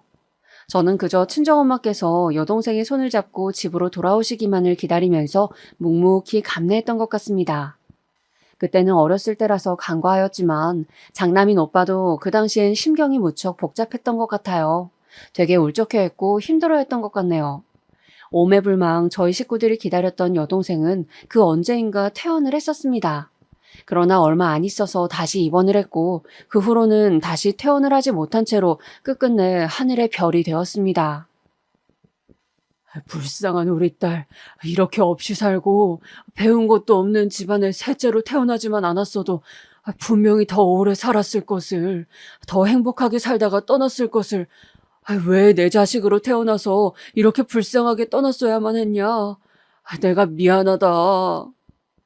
친정아버지께서 죄 피부가 거칠어진 얼굴을 손으로 쓸어내리시며 눈물도 계속 닦아내셨던 그 모습이 저에게는 인상 깊게 남아 있습니다. 그 순간의 모습이 너무 슬퍼서 가슴이 옥죄어 왔던 것 같아요. 그때는 스마트폰이랄 게 어디 있나요? 만화 영화가 시청률이 40%가 넘게 나오기도 했던 시절입니다. 기껏해야 TV로 공감대를 형성했던 시절이었어요. 그러니까 저는 저희 집안의 가난이 어느 정도의 수준인지, 남들과 비교했을 때 얼만큼 떨어지는지 이런 것을 아예 몰랐고 관심조차 없었습니다. 가난해서 짜증나고 서럽기는 하지만 남들도 이 정도로 사는 사람들이 많을 거라고 막연하게 생각했었으니까요. 하지만 여동생의 죽음으로 처음 그런 것들을 인지하게 되었어요. 여동생이 떠나고 나서 남겨진 병원비로 지게 된 빚 때문이었죠. 생명 하나를 잃었는데 빚은 남겨졌다? 이 사실이 어렸던 저에게 미칠 듯한 충격으로 다가왔습니다. 갑자기 세상이 다르게 보이기 시작했어요. 제가 그 정도였으니 저보다 머리가 굵었던 오빠는 어떻겠나요? 아주 착잡했겠죠. 집안 분위기는 점차 개판이 났습니다. 친정아버지께서는 언제부터인가 술을 드시기 시작하였고요. 친정엄마께서도 많이 변하셨습니다. 그땐 몰랐지만 지금 생각하면 친정엄마께서는 우울증을 앓으셨던 것 같아요. 여동생의 병상을 내내 지키셨던 분이 바로 친정엄마이셨는데 끝내 여동생이 병마를 이겨내지 못한 데다가 남은 자식들을 돌봐야 하지, 빚도 갚아야 하지, 이런 상황들이 있으니까 친정엄마께서는 당신 스스로의 상태를 점검해 보실 수도 없었던 것입니다. 그때는 우울증이라는 개념 자체가 희소했었어요. 정신과라든지 상담 치료라든지 그런 게 어디 있나요? 정신질환 관련해서는 정신병원밖에 사람들이 몰랐던 시절입니다. 오죽하면 치매라는 개념조차 널리 알려지지 않아서 그저 나이 많으신 노인분들이 이상행동을 하면 노망 들었다고 표현을 했었을까요? 그랬으니 아무도 친정엄마의 병 들어가는 마음을 알아주지 못했던 거예요. 기쁠 일 하나 없는 집구석에서 웃을 일도 없으니 왠지 식구들끼리도 서먹해지는 느낌이었습니다. 여동생이 떠나고 나서 1년이 지났을 때 저는 그래도 제가 딸이랍시고 친정엄마께 힘이 되어드려야겠다는 결심을 하게 되었어요. 위로를 건네드리고 싶었고 든든한 버팀목이 되어드리고 싶었습니다. 살갑고 화목한 모녀관계를 만들어가고 싶었어요. 그런데 설마하니 이게 제 발목을 잡을 줄은 몰랐습니다. 술을 자주 찾으시며 집 밖으로 걷도셨던 친정아버지, 여동생이 떠난 이후로 말수가 확 줄었고 성격이 까칠해졌던 오빠, 손이 많이 가고 사람 피곤하게 만들었던 남동생, 이런 가운데 친정엄마께서는 당신에게 위로를 건넨 저에게 의지를 하고 싶어 하셨어요. 시간이 갈수록 저는 친정엄마의 온갖 하소연을 들어드려야 하는 상대로 전락하게 되었습니다. 제가 어느 날은 너무 숨이 막혀서 그만 듣고 싶다, 나 피곤하다 이런 식으로 나왔는데 그럴 때면 친정엄마께서는 거의 졸도하시려고 하였습니다. 네가 어떻게 나한테 이러니? 네가 그렇게 나오면 엄마는 너무 서운해. 엄마는 너한테밖에 이런 얘기 할 데가 없는데 네가 내 마음을 못 알아주면 난 어쩌라는 거야. 친정엄마께서 그러실 때마다 저는 아주 지긋지긋해서 미쳐버릴 것만 같았어요. 그런데 가슴 한구석에서는 우리 엄마 참 안 됐다, 불쌍하다 이런 생각이 들어서 모질게 굴 수가 없었습니다.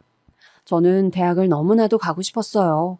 하지만 돈이 없어서 힘들어 죽겠다는 친정엄마의 하소연에 못 이겨서 그것에 등이 떠밀린 채 대학 진학을 포기하고 취업 전선에 뛰어들어야만 했습니다. 같이 고등학교에 다닌 친구들이 대학 생활을 즐기는 동안 저는 돈을 벌기 시작했지요. 생활이 달라지니까 사이도 멀어지더라고요. 이때 친정오빠는 군입대를 하였고 저의 어깨는 더더욱 무거워졌습니다.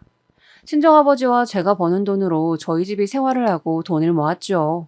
그런데 어느 날 문득 친정 부모님께서 남동생은 꼭 대학을 보내야 한다고 하셨는데 그 말씀이 너무 당연해서 이해가 가는 한편 제 가슴 한구석에는 응어리가 졌습니다. 그럼 저는 대학에 안 가도 되었던 자식이었나요? 그 물음이 턱끝까지 차올랐었어요. 하지만 철없이 굴기에는 집안 상황이 여유롭지 않다는 것을 누구보다 잘 알고 있었기에 속으로만 삭혀야 했습니다. 결국 남동생이 대학 가는 것을 제가 뒷바라지를 다 해줬네요. 속상했지만 남동생이 잘 돼야 결과적으로 집안에 좋은 일이라는 생각으로 서러움을 꾹 눌렀습니다. 여동생이 떠난 이후로 내내 눌러 참고 살아온 저였지만 그랬던 저를 조금 변화시킨 계기가 있었습니다. 그건 바로 저희 오빠가 사귀던 여자친구랑 결혼하고 싶은 마음이 있다고 집에 알려왔을 때였어요. 친정 부모님께서는 아직은 결혼하기 이르지 않냐고 오빠를 나무라시면서도 우리 장남을 장가 보내려면 돈이 더 필요하겠는데? 이런 계산부터 바로 하시고 저에게 손을 벌리셨습니다. 와, 그때 기분이 정말 뭐라고 설명할 수 없게 비참했어요. 제가 마치 집에다가 돈이나 벌어 갖다 바치는 기계에다가 친정엄마의 하소연을 들어주는 공짜 상담사라도 된 기분이었죠. 그래서 저는 20대 때 오빠랑 사이가 좋지 못하였습니다. 오빠는 우리가 남이냐, 가족끼리 이것저것 재지 말아라 라고 하셨고, 저는 내 일방적인 희생으로 굴러가는 집안 꼴이 짜증난다며 맞섰습니다. 그 여자친구랑 크게 다투는 바람에 오빠는 결국 그때 결혼을 하진 않았었지만 저에게는 어떤 교훈 한 가지를 남겨주었고, 그래서 저는 홧김에 결혼하고 싶다는 욕망을 품게 되었습니다. 그런 와중에 제가 만났던 남자가 있었어요. 어떤 사람이었냐 하면 제가 듣고 싶어하는 말을 잘 해주는 남자였습니다. 네가 정말 힘들었겠다. 고생 많았네. 이렇게 말을 해주는 것을 듣고 제가 그 남자한테 빠져서 넘어가 버렸어요. 그까진 위로해도 제가 정신을 못 차릴 때였던 것이죠. 그 남자는 저처럼 고졸에다가 직업도 그저 그랬고 인물도 솔직히 보통 이하였습니다.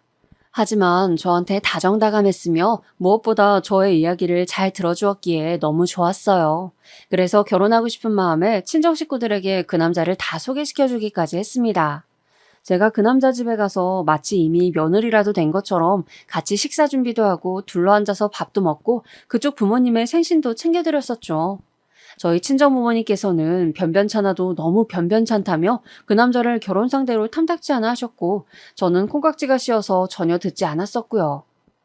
결혼을 강행하였는데 결론적으로는 파혼을 하고 말았습니다. 그 남자가 바람을 피웠는데 저한테 현장을 들켰거든요. 제가 너무 큰 충격을 받아서 식음을 전폐하고 있을 때 그 남자가 저에게 찾아와서 늘어놓았던 자기 변호가 잊혀지지 않습니다. 막상 너랑 결혼하려니까 너무 심란해서 그랬어. 너보다 잘난 여자를 만나고 싶었거든. 대학도 나오고 집안도 더 유복한 여자 만나서 멋지게 살고 싶은 욕심에 그런 실수를 저질렀다. 상처 줘서 미안해. 그런 뻔뻔한 변명이 또 있을까요? 지금 생각하면 완전히 정신이 이상한 놈이었어요. 저한테 바람 현장을 걸린 게 얼마나 다행이었는지. 하지만 당시에는 그런 식으로 파혼을 맞았다는 게 미친 듯이 힘들었을 따름이었죠. 연애 기간 약 2년, 그 기간 동안 들인 제 모든 수고와 돈도 날아간 셈이었습니다. 그 후로 저는 남자에 대한 기대치를 완전히 내려놓았어요. 대신 저를 배신했던 그 남자가 했던 말처럼 나보다 나은 상대와 결혼하고 싶다는 희망사항을 품게 되었습니다. 불같은 운명적인 사랑을 할 게 아니라면 그냥 조건이 더 좋은 남자랑 결혼을 하는 게 최고일 것 같더라고요. 제가 객관적으로 잘난 여자가 아니었기 때문에 저보다 훨씬 더 높은 급의 남자를 만나는 것은 아주 힘든 일이었고 절충안을 찾아서 저는 결혼을 하게 되었습니다. 제가 결혼한 남자는 우선 4년제 대학을 나왔으며 인물도 제법 괜찮았죠. 착하거나 부드러운 성격과는 거리가 멀었으나 자기 신념 확고해 보이는 모습이 마음에 들었습니다. 남편은 제가 생활력이 강하고 수더분해 보인다면서 결혼 상대로는 최고라고 생각을 했다더군요. 저희 두 사람끼리는 이해관계가 맞아떨어졌는데 문제는 시댁에 있었습니다. 왜냐하면 시댁에서는 처음부터 저를 마음에 안 들어 했기 때문이죠. 남편이 장남이라는 것도 큰 몫을 했다고 생각해요. 남편은 3남매 중에 맞이인데 자기 밑으로 여동생과 늦둥이인 남동생이 있었습니다. 다닌다는 직장 얘기 듣고서는 그래도 그 정도면 어디 가서 부끄럽지 않겠다고 생각을 했었는데 고졸? 최종 학력이 고등학교 졸업인 건 꽤나 큰 하자인 것 같아서 기분이 좀 그렇네요. 인사드리러 갔었던 첫 만남에서 시어머니께서는 저에게 그런 식의 말씀을 하셨었죠. 저는 고졸이라는 저의 최종 학력이 결코 만족스럽지 못하였으나 남한테 부끄럽다는 생각을 가지고 살아오진 않은 바였습니다. 집안 상황상 그때는 제가 대학에 가기 어려울 때였고 저는 사회 경쟁력을 열심히 쌓아오면서 제가 이뤄낸 것들에 대한 보람과 자부심이 조금은 있었거든요. 직장에서도 제가 고졸이랍시고 불합리한 대우를 딱히 받은 것도 없었고요. 그랬기에 시어머니의 반응은 저로선 너무 의외였으며 당황스러웠습니다. 우리 아들은 멀쩡한 대학 나왔고 우리 딸은 곧 박사 학위 딸 사람인데 아이고 차이가 나도 너무 나서 민망해 죽겠네. 우리 집에 고졸이 며느리로 들어온다니 본인이 적응이나 잘할 수 있겠어요? 그때 당시에는 시어머니께서 저를 대놓고 비우신다는 생각까지 못하고 그냥 저를 떠보시는 거라고만 여겼었어요. 그러니까 눈치 없이 해맑게 웃으면서 대답을 해드렸었겠죠. 네, 그럼요. 당연하죠. 앞으로 잘 부탁드려요, 어머님. 제가 어머님께 예쁨 받을 수 있도록 열심히 노력할게요. 아니, 고졸은 고졸 집안으로 시집 가는 게 마음이 편하지 않겠나 싶어서 나는 말을 던져본 것인데. 아니에요, 어머님. 저 마음 하나도 안 불편해요. 어머님의 며느리가 되어서도 마음 편하게 잘 지내겠습니다. 저의 반응을 보면서 아마 시어머니께서는 뭐 이런 게 다 있나 싶으셨을 것 같네요. 그때 그 순간으로 시간을 돌릴 수만 있다면 저는 시어머니의 모욕적인 언사 앞에서 다른 반응을 할 것 같지만 지난 걸 되돌릴 수는 없는 노릇이었죠. 남편한테는 좀 욱하는 성격이 있었는데 그게 저랑 결혼 진행을 하면서 이상한 쪽으로 발휘가 되었어요. 시댁 식구들한테 남편이 어느 날 욱해서 이런 식으로 말을 하고 만 거예요. 내가 하기로 결정한 결혼인데 왜 토를 달고 여기에다 태클을 거는 거야? 내가 한다잖아. 내가 하고 싶다잖아. 이 결혼을. 그 바람에 어영부영 결혼을 하게 되었으니 어이가 없는 전말을 품은 결혼이었죠. 그래서 저는 지인들한테 조건이 제가 확 기우는 결혼을 어떻게 그렇게나 빨리 시댁 쪽에 승낙을 받고 진행할 수 있었는지 진상을 밝히지 않았답니다. 시댁에서 저를 낮잡아 본다는 것도 남편의 욱하는 다혈질 때문에 결혼이 결정되어 버렸다는 것도 남한테 말하기는 꺼려지는 진실이었으니까요. 제가 결혼한 걸 두고 저를 아는 사람들은 땡 잡았다, 정말 잘 되었다면서 축하를 해주었지만 그 실상은 그러지 못하였습니다. 제가 잡은 땡이 좋은 땡이 아니라 나쁜 땡이었거든요. 진실된 사랑을 쫓아 결혼하지 않고 조건을 앞세웠던 것이 저의 잘못이었을까요? 결혼 생활은 별로 행복하지 못하였습니다. 무엇보다 시어머니의 눈치를 자꾸 살피게 되었죠. 저를 보실 때마다 표정에서부터 이미 심술을 드러내셨고 항상 저에게 잔소리를 하고 싶으셔서 그 인매가 언제나 실룩거렸습니다. 그런 시어머니의 모습을 볼 때마다 저는 속이 얹힌 기분이었어요. 가슴이 갑갑하였고요. 거의 화병이나 다름없었죠. 제가 남편보다 못한 직장에 다니고 있었지만 엄연히 직장인이었는데 시어머니께서는 그걸 인정을 안 해주셨습니다. 고졸이 다니는 직장에서 하는 일이 다 보잘것없지 뭐. 대단한 일이라도 할 것도 아닌데 그까진 일 좀 다닌다고 바쁘다 피곤하다 핑계대기는. 그런 싸가지 없는 태도는 어디서 배웠는지. 아니지. 그런 것조차 배울 데가 없어서 아예 배우지를 못했겠구나. 그냥 천성 자체가 그런 것이야. 저를 하도 부려먹으려고 그러셔서 제가 직장인이라는 방패를 내세웠더니 그마저도 탐탁지 않게 여기셨죠. 그때 남편의 여동생, 그러니까 저의 시누이가 박사 학위를 따내는 바람에 제가 경멸당하는 분위기가 제대로 조성이 되어버렸습니다. 시어머니께서는 막말을 숨쉬듯이 너무나도 아무렇지 않게 자연스럽게 뱉으셨어요. 우리 딸이 그렇게나 공부를 열심히 해서 박사까지 되는 동안 누구네 딸은 고졸에 머물렀는데 한 집에서 조우를 하게 되다니 이 무슨 불공평한 상황인가 모르겠네. 이래서 노력 하나 없이 그저 시집만 잘 가면 되는 줄 아는 한심한 여자들이 우리 딸처럼 멋지게 사는 여자들을 먹칠하는 거라니까. 시어머니의 논리는 이러하였습니다. 시누이는 대학을 나온 것은 물론이고 박사학위까지 딴 대단한 여자인데 저는 고졸밖에 안 되는 주제에 결혼으로 엮어서 둘이 한 집안 식구가 되었으니 격이 안 맞다는 것이었어요. 제가 집안의 흠이라고 보셨죠. 저 스스로 부족함을 알고 시댁에 헌신적으로 봉사하라는 뜻을 넌지시 내비치기도 하셨습니다. 매번 가만히 들어드리면서 어색하게 웃음만 짓고 있었더니 점점 저를 더 우습게 여기시더라고요. 하지만 제가 참았던 것은 시어머니, 시댁 식구들을 위해서가 아니었습니다. 참고 사는 것이 제 인생에서 습관이 되어 있었기 때문이에요.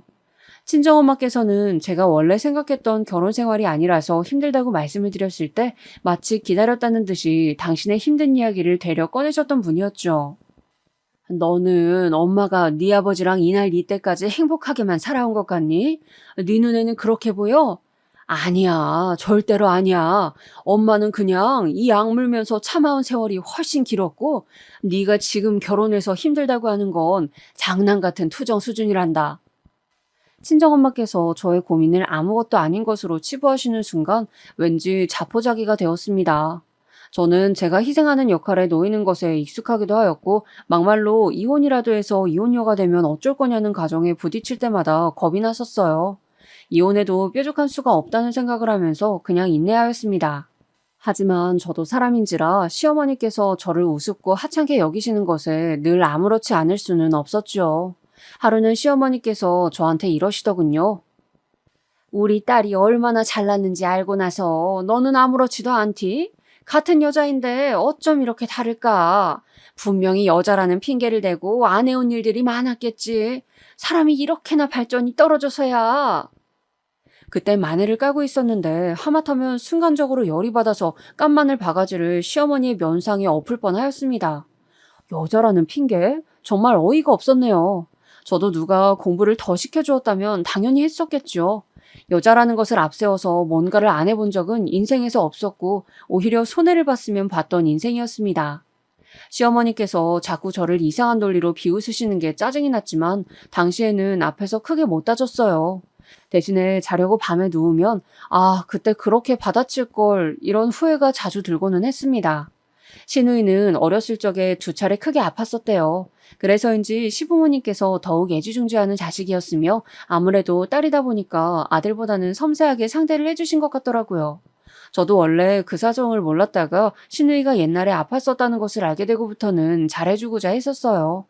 왜냐하면 어린 나이에 세상을 떠나야 했던 제 여동생이 떠올랐기 때문이죠. 여동생이 떠나지만 않았다면 친정아버지께서 술을 가까이 하게 되지도 않았을 것이고 친정엄마께서 우울증에 걸리지도 않으셨을 것이고 오빠의 성격이 바뀌어버리지도 않았을 것이고 남동생도 화목한 가정의 모습만 보면서 자랐을 것이라는 그 희망 고문과도 같은 슬픈 가정을 저는 아주 오래도록 해왔습니다. 그랬던 저였기에 시누이가 괜스레 애틋하기도 하였어요. 제가 시누이보단 언니이기도 하니까 더 잘해줘야겠다는 생각이었고요. 그런데 그것은 결국에 저의 잘못된 판단이었습니다. 호의가 계속되면 권리인 줄 안다는 그 영화 속 명대사처럼 제가 잘해줘봤자 시누이는 점점 더 저를 호구 취급하더라고요. 그리고 슬슬 태도가 점차 건방져졌어요. 제가 무슨 말을 걸거나 부탁을 하면 꼭 대답하는 말투가 건성이었습니다. 마지못해 네네 하는 느낌 뭔지 아시죠? 꼭 그렇게 구니까 대놓고 지적하자니 제가 속이 좁은 사람이 되는 것만 같아서 그냥 두었네요. 매일 보고 사는 것도 아니니까 그러려니 하다가 저는 시어머니의 언행에서 한 가지 특징을 잡아냈습니다. 시어머니께서는 저를 낮잡아 보고 싶으셔서 일부러 제 앞에서만 자꾸 고조를 들먹이셨고 시누이가 박사라는 것을 강조하셨어요. 저 없는 자리에서 안 그러신다는 것을 알게 된 이후로는 시어머니가 달리 보이더군요. 처음에는 그래, 얼마나 자기 딸의 잘남을 자랑하고 싶으시면 저러실까. 그런데 매번 자랑하실 때도 마땅치 않으니까 나한테 그러시는구나. 내가 그냥 들어드리자. 이런 식으로 견디고 넘겼는데 제가 또 바보에다가 호구였던 것이죠. 제가 저를 향한 시어머니의 태도 때문에 너무 스트레스 받는다고 남편한테 자주 말을 했었습니다. 힘들고 짜증나고 서럽다는 심정을 토로했었는데요. 초반에는 대충 들어주는 신용이라도 했던 남편이 어느 날은 저한테 확 신경질을 내더군요. 그래서 나보고 뭐 어쩌라고. 맨날 징징거리고 우는 소리밖에 못하네. 너는 네 앞가림도 혼자서 못하냐? 우리 엄마한테 앞으로 제대로 교육받고 정신 좀 바짝 차려라. 아무리 그래도 말을 저렇게까지 할 필요가 있었을까요? 저는 남편한테 서운하다 못해서 마음이 차갑게 식는 기분을 느꼈습니다. 그리고 더 이상 남편에게 저의 속마음을 이야기하지 않게 되었어요. 왜냐하면 제가 친정엄마로부터 각종 하소연을 들어줘야 했던 지난 세월이 자꾸만 떠올랐었거든요. 제가 다름 아닌 친정엄마의 그런 모습을 닮아서 다른 사람에게 감정적인 하소연을 하게 된 것만 같아서 싫었습니다. 별다른 일 없이 늘 똑같이 굴러가는 지루한 직장, 남편하고 둘이 있는 것보단 혼자 있는 게 마음 편한 신혼집, 그리고 제 가슴을 답답하게 죄어오는 시대까지 저를 온통 우울하게 만드는 환경뿐이었어요. 그런 와중에 시어머니께서는 제 점심시간에 맞춰 전화까지 해가시면서 시누이 자랑을 늘어놓으셨습니다.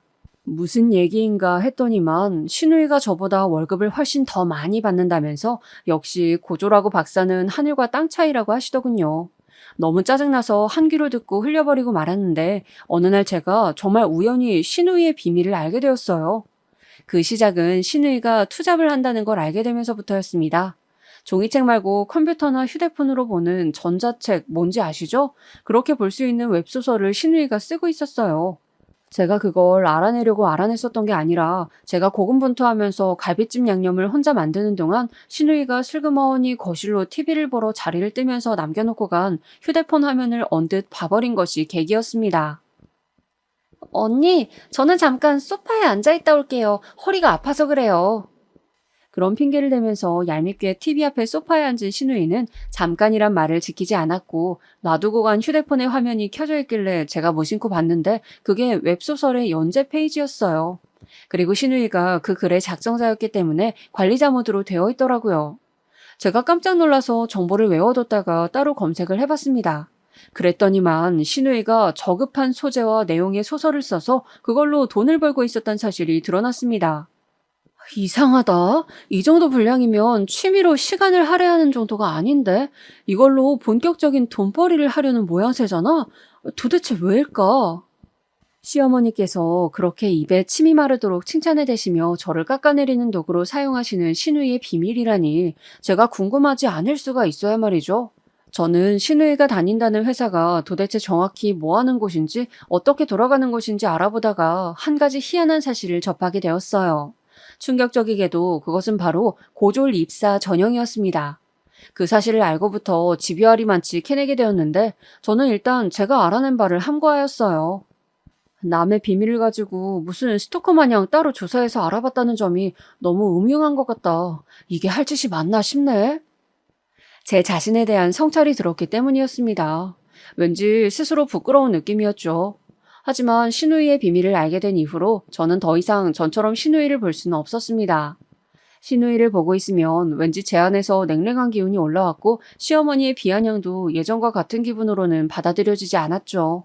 저를 가만히 두었다면 저는 워낙 답답한 호구였기 때문에 먼저 그 비밀을 발설하지 않았을 테고 신우이의 평화는 더 오래 갔을 거예요. 하지만 그 사건 하나가 터져버리고 말았죠. 갖은 핑계를 대고 방문을 미루고 있었던 시댁이었는데 모처럼 갔던 날이었어요. 식사 준비 다 해놨다고 와서 저녁 먹자고 시부모님께서 분명히 그러셔서 갔건만 준비가 거의 안 되어 있더라고요. 얄미운 남편은 거실에서 시아버지와 TV나 보고 앉았고 더 얄미운 시누이는 어머니께 나랑 언니랑 마저 다 할게 이런 식으로나 말을 해놓고선 실상 자기는 거의 아무것도 하지 않은 채 저에게 전가하였습니다. 저한테 언니는 진짜 음식 간 맞추시는 거 잘하시네요 라면서 자꾸 제가 다 하도록 부추겼는데 결혼 직후에나 그런 수법이 통하였지 이제는 그 시커먼 속내가 다 보였습니다. 어이가 없어서 실소가 지어지더라고요. 그래도 그냥 대충 상황을 마무리하고 식사까지 마쳤어요. 그때 시어머니의 사촌 여동생 되는 분으로부터 과일을 들고 방문하겠다는 연락이 왔습니다. 저는 솔직히 너무 불편한 자리가 될 것 같아서 별로였지만 나머지 식구들은 맛있는 과일을 받아먹을 생각에 즐거워만 하더군요. 예의상으로나마 저의 의견을 물어보는 사람은 아무도 없었습니다.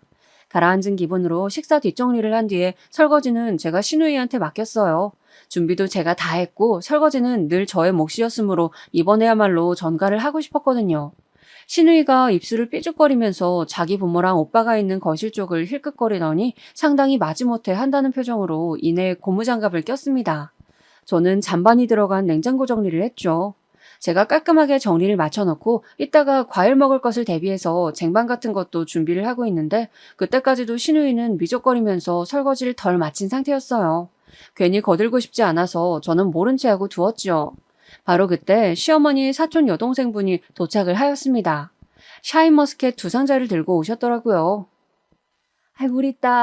우리 딸이 최고로 좋아하는 과일 왔다. 어머, 지금 뭐야? 네가 왜 설거지를 다 했어?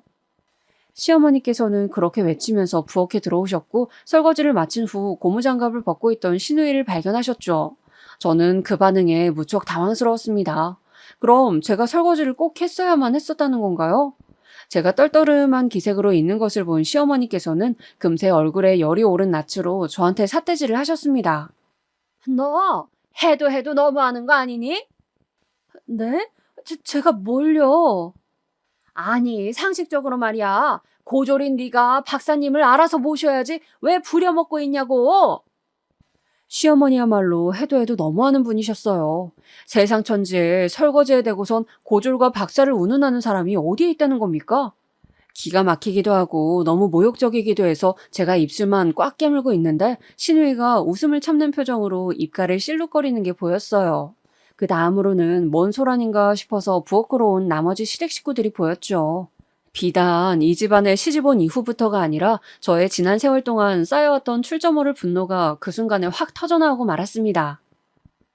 박사님이라고요?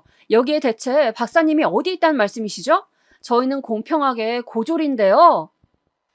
얘가 무슨 헛소리를 하는 거야? 내 딸이 박사학위 딴 거 모르는 사람도 여태 있었니? 그건 아마 학력 위조된 걸 보신 걸 거예요. 왜냐하면 애초에 아가씨는 대학에 입학만 하고 졸업은 안 하셨으니까요. 제가 자신만만하게 외치자 시어머니께서는 저를 미친년 보듯 하셨다가 눈을 슬쩍 돌려서 신우이를 보셨습니다. 반박을 하고 싶은지 입술만 달싹거리던 신우이는 결연에 찬 저의 눈빛을 보고 이내 시선을 내리깔았습니다. 학력 위조라니? 그럼 범죄자 같은 행동을 내 딸이 왜 한단 말이야? 어머님, 아버님의 기대가 하늘을 찔렀으니 그랬겠죠. 아가씨는 지금 직장에 고졸 학력으로 입사하셨죠? 그래서 급여도 낮고 그래서 다른 부업으로 수입을 충당하셨죠? 충격 속에 빠진 시댁 식구들의 눈이 모조리 신우이에게 쏠려 있었습니다. 시어머니께서는 당장이라도 쓰러질 듯 어느새 안색이 창백해져 있었어요. 아까부터 무슨 소리를 하시는 건지 저는 모르겠네요.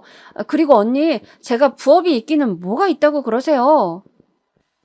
그래요? 그럼 제가 잘못 알았나 보네요. 저는 아가씨가 도저히 가족들한테는 밝힐 수 없을 정도로 엄청난 수위의 소설이라도 써서 돈을 버시는 줄 알았거든요. 어머님, 그게 뭔지 한번 보실래요? 제가 휴대폰을 꺼내 들었을 때 신우이가 불이 나게 달려와서 저를 막아섰습니다. 그 모습에 시어머니께서는 자리에 털썩 주저앉으셨죠. 의미 없는 설전이 오갔고 격분한 시아버지께서는 신우이의 뺨을 후려치시려다가 갑자기 그 손으로 뒷목을 잡으셨습니다. 놀란 시어머니의 사촌 여동생분께서 119를 부르셨고 잠시 후 구급차가 도착하자 이웃들이 무슨 소란인가 싶어서 다 기웃거리고 아주 난리도 아니었습니다. 저는 혼란을 틈타서 어느 이웃분께 짤막한 전말을 알려드렸어요. 딸이 박사라고 그렇게 동네방네 자랑을 하고 다니셨는데 알고 보니 전부 거짓이었대요. 고졸인데 속여왔던 거죠. 그래서 뒷목 잡고 쓰러지신 거예요. 마치 남의 집 이야기를 하듯 슬쩍 흘렸더니 그분이 엄청 놀라시면서 금세 다른 이웃분들께 그 전말을 전하기 위해서 움직이시더군요. 소문이 퍼지는 건 순식간이었습니다. 저는 후회하지 않았어요. 지르고 나니까 속이 시원하더라고요. 남편의 찌질한 모습을 보게 된 것은 유감이었지만요. 너 나한테 이혼이라도 당하고 싶어서 이래? 자기가 제 목줄이라도 쥐고 있는 양 구는 모습에서 그 어떤 위압감도 느낄 수 없었습니다. 되려 웃음이 나오더라고요. 말 잘했네. 그래, 이혼하자. 너 같은 놈하고 더 살아주기에는 내가 아까워. 제가 당당하게 나오니까 남편은 다혈질이 도져버렸습니다. 공교롭게도 욱하는 그 성격 덕분에 저는 무사히 이혼을 할 수가 있었어요. 저는 그간 시댁으로부터 정신적 피해를 입은 대가를 받아내야겠다고 하였고 남편은 홧김에 저한테 신혼집의 매매 시세의 반 정도에 근접하는 재산을 분할해 주었습니다. 순전히 홧김에 저지른 일이었다는 것을 저는 알 수 있었어요. 그래서 더 통쾌했네요. 그 순간에는 예상 못했었지만 그 집은 지금 가격이 떨어졌어요. 그러니 저는 나름의 이득을 봤다고 볼 수 있겠네요. 전 시댁은 동네에 소문이 다 나서 거기에서는 더 못 살겠다며 이사를 한다고 하였는데 파는 것도 사는 것도 쉽지 않으니 전전긍긍하고 있다는 게 근황입니다. 그리고 전 시누이는 1년 넘게 사귀고 있었던 남자친구한테 차였대요. 그쪽에도 박사라고 거짓말을 했었는데 이제 다 들통났으니 소용없어진 것이었죠. 이혼하고 나서 저는 지난 세월 속에만 깊이 묻어두었던 저의 진짜 본심을 친정 식구들에게 털어놓았습니다. 서운했던 점, 억울했던 점, 힘들었던 점 이런 것들을 털어놓았는데 결과가 지지부진할 것이라는 저의 예상을 깨고 식구들이 제 이야기를 진지하게 들어주었어요. 특히 오빠랑 남동생이랑 셋이 술자리를 가지고 진솔한 대화를 따로 나누었는데 정말 좋은 시간이었습니다. 오빠가 저한테 미안한 게 많다고 하더라고요. 그 말을 듣자마자 제 안에 묵혀있던 울적함들이 사르르 녹는 느낌이었어요. 제가 세언니랑 대면대면하게 지내왔던 사람인데 오빠와의 관계가 회복된 이후로 세언니랑도 친해지게 되었어요. 그리고 놀랍게도 세언니의 친한 지인이 제 전 직장 동료란 것을 알게 되었습니다. 그분이 자기가 이직해서 다니고 있는 곳에서 사람을 새로 뽑는다면서 저한테 지원을 권유해 보셔서 해보았다가 이직에 성공했어요. 연봉도 엄청 높이 뛰었고 근무 환경도 전보다 훨씬 나은 곳이라서 매일매일이 행복합니다. 뭐든지 처음 한 번이 어렵고 두 번째, 세 번째는 쉽다고 하잖아요. 제가 전 시댁 식구들 앞에서 터뜨리지 않았다면 지금까지도 계속 안으로만 감정을 꽁쳐두는 사람으로 지내고 있었을 텐데 그 한 번 내질렀던 것을 계기로 이혼도 말끔하게 하고 재산도 챙기고 친정 식구들과 가까워지고 계속 좋은 일만 생기면서 제가 점점 더 당당해지는 것만 같아서 이 점이 가장 좋은 것 같아요. 저처럼 남이 보기에 답답하고 미련한 사람인 분이 계신다면 속에 든 본심을 용기 내어 한 번쯤 꺼내보시는 게 어떨지 권유드리고 싶어요. 제가 워낙 자존감이 낮은 사람이라서 지금도 자꾸 저보다 잘난 사람들과 저의 처지를 비교하면서 풀이 죽기도 하지만 이런 과정을 거쳐서 또 한 번 성장하고 싶어요. 죽을 때까지 철이 들어가고 있는 게 사람이라는 말도 있잖아요. 남은 인생을 제가 부디 더욱 유익하게 살기를 바라고 있어요.